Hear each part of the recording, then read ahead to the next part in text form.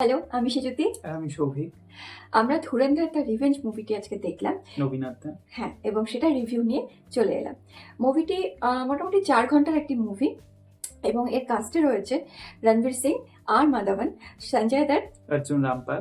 আর writer, director, producer সবই হচ্ছেন আদিত্য দা। আদিত্য দত্ত। তো এই সিনেমাটা হয়তো ইন্ডিয়ার প্রথম সিনেমা হতে চলেছে যেটা 2000 কোটি ক্রস করার পোটেনশিয়াল রাখে, এবং ভয়ানক অ্যাডভান্স বুকিং হয়েছে। কলকাতার প্রায় প্রত্যেকটা হলে এই সিনেমা চলছে এবং অলমোস্ট হাউসফুল চলছে হ্যাঁ, প্রত্যেকটা শো। ক্লোজ টু অলমোস্ট মানে হ্যাঁ, একদম। তো এই সিনেমার গল্পে যদি একটু আসা যায়, তো এখানে ডেফিনেটলি ফার্স্ট পার্টের পরে এটা কন্টিনিউয়েশন হয়। কন্টিনিউয়েশন আছে। সিনেমাটা শুরু হয় রণবীর সিং এর একটা ব্যাক স্টোরি দিয়ে, যে সে আদৌ কি করে এখানে এসে পৌঁছলো এই পরিস্থিতিতে, সেটা ফার্স্ট পার্টে দেখানো হয়নি। তো সেই মোটিভটা এখানে এস্টাবলিশ করা হয় এবং সিনেমাটা শুরু হতেই প্রচন্ড ইন্ট্রিগিং হ্যাঁ, হয়ে মানে পড়ে। সিনেমাটা শুরু হওয়ার আমরা অনেক সময় করি না যে একটু দেরি করে যাচ্ছি সিনেমা হলে, মানে কোনোভাবে একটু 10 মিনিট দেরি হলেও আমরা পৌঁছাই। এখানে কিন্তু সেটা করলে চলবে না। এখানে একদম মানে যে সময় সিনেমা শুরু হবে সেখানে পৌঁছে যেতে হবে। কারণ সিনেমা শুরুর 10 থেকে 12 মিনিটের মধ্যে একটা সাংঘাতিক অ্যাকশন রয়েছে এবং সেটা না দেখলে মিস করতে হবে। তো ফার্স্ট পার্টে রণবীর সিং পাকিস্তানে গিয়ে রহমান ডাকাতের যে Group, দল, হ্যাঁ। সেই গ্রুপ, সেখানে একটা বড় গ্যাংস্টারে অলরেডি পরিণত হয়েছে, রহমান ডাকাতকে সরিয়ে দিয়েছে। এর পরের গল্পের কন্টিনিউয়েশন আমরা সেকেন্ড পার্টে দেখতে পাই। তো সে ন্যাচারালি আরো বেশি ক্ষমতা অধিকার করার চেষ্টা করবে এবং যাদের যাদের সাথে রাইভালরি হবে, কিছু গ্যাং ওয়ার হবে, কিছু লোককে সরিয়ে দেওয়ার চেষ্টা করবে, এবং শেষ পর্যন্ত তাকে যে উদ্দেশ্যে পাকিস্তানে পাঠানো হয়েছিল সে কি সেটা পুরোপুরিভাবে অ্যাচিভ করতে হ্যাঁ। পারবে, নাকি তাকেই কেউ উড়িয়ে দেবে, এই নিয়ে হচ্ছে গল্প। তো প্রচন্ড স্ট্রং একটা গল্প এটা, অ্যাকশন মুভি এটা একটি। এবং একই রকম ভাবে ইমোশন রয়েছে, ড্রামা রয়েছে, যে পেইনফুল যে মোমেন্টস গুলো সেগুলোও প্রচন্ড স্ট্রং। তো সবকিছু পাঁচমেশালি স্বাদ এখানে আপনারা পাবেন, এবং মানে জাস্ট আমরা ছিটকে গিয়েছি বলা যায়। প্রথমেই যদি এবার আমরা ভালো এবং খারাপ দিকগুলোতে একে একে আসি, তো প্রথমেই এটা বলবো যে ইন্ডিয়ান দর্শকদেরকে সিনেমা হলে ফেরানোর যে চেষ্টা, তাতে এই সিনেমাটা একটা ভয়ানক বড় কন্ট্রিবিউশন রয়েছে। আমরা যত সময় যাচ্ছে আমরা ধীরে ধীরে ওয়েব সিরিজ এটা ওটা দেখতে গিয়ে বিভিন্ন ওটিটি প্ল্যাটফর্মগুলোতেই আমরা সিনেমাতে আটকে রয়েছি। এর ফলে প্রচুর সিঙ্গেল স্ক্রিন বন্ধ হয়ে গিয়েছে, মাল্টিপ্লেক্স গুলোরও চেইন ধীরে ধীরে উইক হচ্ছে তাদের রেভিনিউ। কিন্তু এই সিনেমাটা মানে সমস্ত দর্শককে বেঁধে রাখতে পারবে একদম, মানে এত টান টান উত্তেজনার মধ্যে দিয়ে এই যে 4 ঘন্টার একটি মুভি, 1 সেকেন্ডের জন্য আপনাদের মনে হবে না যে এটা ভালো লাগছে না, একদম মানে পলক পড়বে না এমন একটি সিনেমা। মানে আমরা যে সিঙ্গেল স্ক্রিনে আজকে দেখলাম নবীনাথে, যাওয়ার সময় অলমোস্ট নিয়ারলি হাউসফুল ছিল। একটা বিশাল বড় ভিড় ঢুকছে, হল যখন ভাঙছে একটা বিশাল ওরকম ক্রাউড বেরোচ্ছে, পরের লোকজন ইকুয়ালি আনন্দ নিয়ে ঢুকছে, যারা বেরোচ্ছে তারাও প্রচন্ড আপ্লুত হয়েছে, উৎসবের মতো একটা হয়ে আসছে। পুরো একটা মানে গোটা দেশ একটা ধুরন্ধর ফিভার, একটা মেনিয়াতে আক্রান্ত আর কি এই মুহূর্তে, এবং এটার রেশ আরো মানে কমপক্ষে 1-2 মাস চলবে মনে হচ্ছে। তো এই সিনেমাটা আবার মনে করিয়ে দেয় সেই একটা ডায়লগ যেটা আমরা হিন্দি সিনেমার থেকেই পেয়েছি, বলিউড ইন্ডাস্ট্রি থেকেই পেয়েছি, যে ফিল্মে 3 चीजों की वजह से चलती है, entertainment, entertainment and entertainment, and Dhurandhar is entertainment. এই মুভিটি স্টোরি, স্ক্রিন প্লে, অ্যাক্টিং প্রত্যেকটা এক্সেভারকারিক, মানে মানে লেভেলটাই প্রথম থেকেই এরকম। 1 সেকেন্ডের জন্য আপনাকে এই ডাউন যাবে না, কন্টিনিউয়েশন হচ্ছে উঠে যাবে লেভেলটা।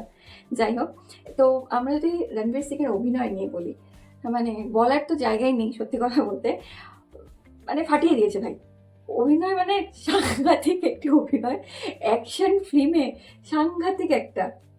ইনফ্যাক্ট ফার্স্ট পার্টে রণবীর সিং কম্পারেটিভলি কম আমরা তার স্ক্রিন প্রেজেন্স অনেকটা পেয়েছিলাম, আরো অনেকগুলো ক্যারেক্টারকে অনেকটা ওয়েটেজ দেওয়া হয়েছিল, কিন্তু এই পার্টিকুলার পার্টে রণবীর সিং হচ্ছেন মূল আকর্ষণ। এবং তার সাথে আমরা বিভিন্ন সময় রাইভালরি দেখতে পাই নানা লোকজনের, যেমন স্পেশালি রেফার যদি করা যায় সঞ্জয় দত্তের ক্যারেক্টারটার সাথেও তার একটা স্ট্রং রাইভালরি আমরা একটা সময় পাবো। তো কেউ কারোর চেয়ে কম যায় না, বুদ্ধির দিক থেকে মানে কূটনীতির দিক থেকে, সমস্ত দিক থেকে। আমি সবসময় বলে থাকি একটা সিনেমা স্ট্রং তখন হয় যেখানে ভিলেন বা নেগেটিভ ক্যারেক্টারদেরও খুব ইনডেপথ ভাবে লেখা হয় চরিত্রগুলোকে, এবং তাদেরকে মানে দুর্বল চরিত্র তারা নয়, তারা প্রচন্ড বুদ্ধিমান, প্রচন্ড কৌশলী, এবং তারা যে কোনো মুহূর্তে আর কি হিরোকে মেরে ফেলতে পারে, এরকম ভাবে যখন লেখা হয় ভিলেন ক্যারেক্টার গুলোকে তখন জমে ব্যাপার, সেই টক্করটা হবে না।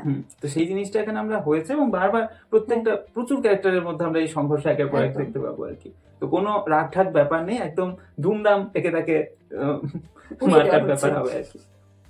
অন্যদিকে অজয় সান্যালের যে ক্যারেক্টারটা সেটাও প্রচন্ড স্ট্রং, এবং আমরা ফার্স্ট পার্টের সাথে বারংবার লিঙ্ক খুঁজে পাই। মানে একটা পার্টিকুলার ঘটনা বলাই যায় যে ফার্স্ট পার্টে আমরা যখন সিনেমাটা শুরু হচ্ছিল তখন দেখানো হচ্ছিল একটা প্লেন হাইজ্যাক করা হয়েছে, তো হোস্টেস যারা তাদেরকে বাঁচাতে, তাদেরকে ভরসা দিতে অজয় সান্যাল আসে এবং তাদেরকে কিছুটা মোটিভেট করার পরে ভারত মাতা কি জয় বলানোর চেষ্টা করে, কিন্তু অ্যাট দ্যাট মোমেন্ট যারা হাইজ্যাক করেছিল সে অজয় সান্যালের পেছনে চলে আসে এবং তাকে গান পয়েন্টে রেখে সমস্ত হোস্টেসদের ভয় দেখিয়ে তাদেরকে জয়টা বলতে দেয় না, ভারত মাতা কি বলে থেমে গেল। এই যে বিষয়টার রেভেঞ্জ, যেটা আমরা একদম সেকেন্ড পার্টের শেষের দিকে গিয়ে পাই, তো সেই যে হাইজ্যাক করেছিল তাকে আবার রণবীর সিং মারবে এবং সেই সময় একদম ভিডিও কলে প্রেজেন্ট রয়েছে অজয় সান্যাল, এবং মারার আগে তাকে দিয়ে ভারত মাতা কি জয় বলানো হবে আর কি, এবং অজয় সান্যাল বলছে ভারত মাতা কি, গোটা হলের দর্শক চিৎকার করে বলছে জয়। তো এই যে প্রচন্ড একটা মানে হাইপ, হ্যাঁ এইটা মানে কিছু এটার প্রশংসা করার আর কি জন্য শব্দ কম পড়ে আর একদম। আরেকটা জিনিস, এই সিনেমার একদম শেষে রয়েছে একটি টুইস্ট। তো সেই টুইস্টে এমন একটি ক্যারেক্টারকে দেখানো হচ্ছে যে দুটো পার্ট 1 এবং পার্ট 2 যেটা, সেটা দুটোতেই উনি রয়েছেন এবং খুব সুন্দর একটি ক্যারেক্টার হিসাবেই রয়েছেন, কিন্তু আমরা মানে কোনো আন্দাজই ছিল না কি ওনাকে হঠাৎ এইভাবে দেখানো হচ্ছে বা কিছু। সেই টুইস্টটা দেখতে গেলে আপনাদেরকে অবশ্যই হলে গিয়ে দেখে ফেলতে হবে। একদম শেষে আসবে টুইস্টটা সিনেমা। আরেকটা বিষয় হচ্ছে এখানে আমরা তো জানতামই যে প্রচুর অ্যাকশন থাকবে, সেসব রয়েছে, মানে মেশিন গান, গ্রেনেড, কিছুই বাদ যায়নি, সবকিছু একসাথে চলছে, মানে সে তো রয়েছে, কিন্তু যে পেইনফুল মোমেন্ট গুলো বা ইমোশনাল যে সাইড গুলো দেখানো হচ্ছে সেগুলোও খুব স্ট্রং। মানে সিনেমাটা যখন শুরু হয়, রণবীর সিং এর যখন ব্যাক স্টোরিটা দেখানো হয় তখন পেইনফুল মোমেন্টস যা কিছু দেখানো হচ্ছে, বা সিনেমা চলাকালীনও মানে রণবীর সিং তো প্রচুর লোককে মারবেই, কিন্তু তার কাছের কিছু মানুষও তো মারা পড়বে। তো সেই জিনিসগুলো যখন দেখা হবে তখন মানে আপনি ফিল করতে পারবেন, এত সুন্দরভাবে দেখানো হয়।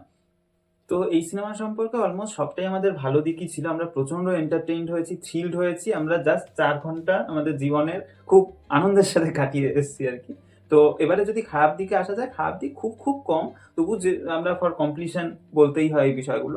একটা হচ্ছে এই সিনেমা নিয়ে একটা ক্রিটিসিজম আসে যে এর মধ্যে কিছুটা পলিটিক্যাল প্রোপাগান্ডা রয়েছে, এটাকে আমরা না পুরোপুরিভাবে অস্বীকার করছি, না পুরোপুরিভাবে এন্ডোর্স করছি।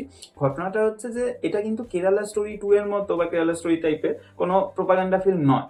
এই সিনেমার একটা খুব স্ট্রং স্টোরি লাইন রয়েছে, খুব সুন্দর একটা এন্টারটেইনিং গল্প রয়েছে, তো সেগুলো রয়েছে। এবার যেহেতু আদিত্য ধর এই সিনেমার মানে রাইটার, ডিরেক্টর, প্রডিউসার, এভরিথিং, এবং তার নিজস্ব একটা পলিটিক্যাল ওপিনিয়ন রয়েছে, এবং সিনেমা ইজ এ মিডিয়াম যেখানে একজন যে লিখছে বা সিনেমাটা বানাচ্ছে তার চিন্তা ভাবনার সেটাকে এক্সপ্রেস করার একটা মিডিয়াম এটা, তো ন্যাচারালি তার যে পলিটিক্যাল ভিউজ রয়েছে সেটা কোথাও না কোথাও তো প্রকাশ পাবে। এবার এই সিনেমাতে কিছু জিনিস মানে কিছুটা তো কাল্পনিক ঘটনা, কিছুটা অরিজিনাল ঘটনার সাথে, এবার কিছু সত্যি ঘটনার থেকে হয়তো সেটাকে মানে জীবন্ত করার জন্য আরো কিছু জিনিস অ্যাড করা হয়েছে। তো আমাদের নোটবন্দি এবং কিছু ঘটনা স্পেসিফিক্যালি দেখানো হয় যেগুলো অ্যাকচুয়াল ঘটনা, এবং তার সাথে এই গল্পটাকে মিলিয়ে দেওয়া হয়েছে। তো এই বিষয়গুলোকে অনেক সময় কিছু মানুষের প্রোপাগান্ডা বলে মনে হতে পারে, এটাকে নিয়ে আমরা খুব বেশি স্ট্রং কিছু ওপিনিয়ন রাখবো না। আমরা তো এটা এন্টারটেইনমেন্ট পারপাসে দেখি, তো আমরা এন্টারটেইনড হয়েছি, প্রচুর পরিমাণেই হয়েছি। এবারে যেটুকুন তারপরে কিছু পলিটিক্যাল ওপিনিয়ন চলে আসে, ভিউজ চলে আসে, সেটাকে কোথাও না কোথাও গিয়ে আমাদের মেকার্সদের ক্রিয়েটিভ লিবার্টি যেটা রয়েছে সেটাকে সম্মান করতে হবে। আমরা তার সাথে একমত হই না হই, যাই হোক, কিন্তু এরকমই আর কি বিষয়টা। আরেকটা জিনিস হচ্ছে ভায়োলেন্স তো নিয়ে যত বলবো অত কম পড়ে যাবে। মানে আমি ওই শুরুর দিকেই বললাম যে ফার্স্ট 15 মিনিটসে ভায়োলেন্স মানে স্টার্ট হয়ে যাবে শুরু থেকেই, মানে সেটা সাংঘাতিক লেভেলে। মানে দেখা যাচ্ছে একটা ওই একটা কাটা কাটা কিছু আছে, ওর মধ্যে পুরো গেঁথে গেল। হ্যাঁ, কোনো সময় দেখা যাচ্ছে যে, এবং যত সিনেমাটা এগোবে এক এক সময় এক এক রকম জিনিস, কখনো দেখা যাচ্ছে কারোর মাথা কেটে দিল এবং সেটা নিয়ে ফুটবল খেলছে রাস্তার মধ্যে, কি যে ভয়ানক সেই দৃশ্য।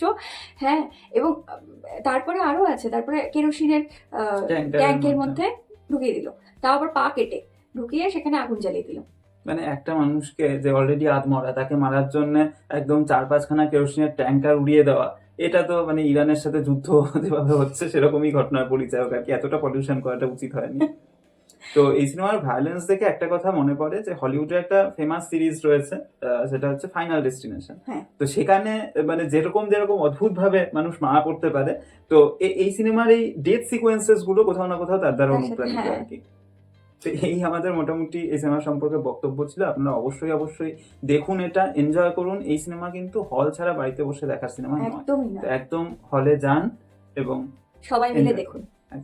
এবার আমরা যেরকম কিছু রেটিংস দিয়ে থাকি কিছু অ্যাসপেক্টসের ভিত্তিতে, সেটা এখন স্ক্রিনে ভিজিবল। তো সব মিলিয়ে 9.4 আউট অফ 10। সো দেখে আসুন, কেমন লাগলো কমেন্ট বক্সে আমাদের জানান। Thank thank you, you, tata. Tata.